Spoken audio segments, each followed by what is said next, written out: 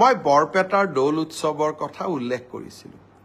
দৌলত যাওঁতে এগৰাকী কণমানি ভাগিনে মোক হাতত ধৰি কৈছিলে যে মামা, এইবাৰ সমাজ অধ্যয়নৰ মেট্ৰিকৰ পেপাৰখন খুব টান হৈছে, মোক 10 নম্বৰ এক্সট্ৰা কৰি দিব লাগিব।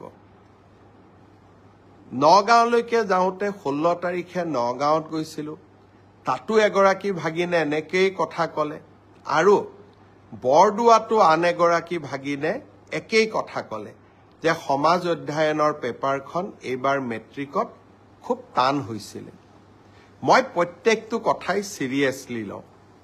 গুৱাহাটীত আহি সেবাৰ চেয়াৰমেনক মই সুধিলোঁ যে সমাজ অধ্যয়নৰ পেপাৰখন সঁচাই টান হৈছিল নেকি।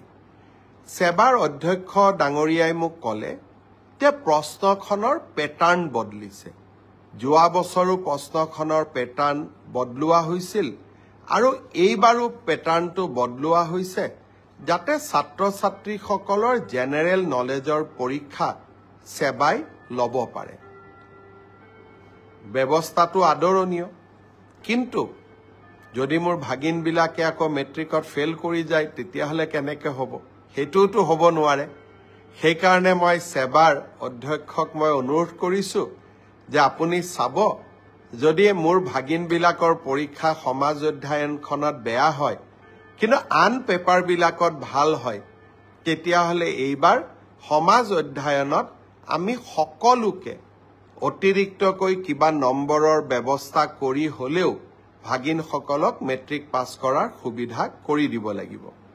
তেখেতে মোৰ অনুৰোধক বিবেচনা কৰিম বুলি প্ৰতিশ্ৰুতি দিছে, আৰু সেয়েহে ময়ো ভাগিনসকলক ক'ব খুজিছোঁ যে সমাজ অধ্যয়নৰ কাৰণে আমি আৰু চিন্তা কৰিব নালাগে, সকলোৱে মিলি চেষ্টা কৰিব যাতে আমাৰ পৰীক্ষাটো আমি ভবাৰ দৰে নহ'লেও আমি যাতে কিছু হ'লেও অতিৰিক্ত নম্বৰৰ সুবিধা লাভ কৰিব পাৰোঁ।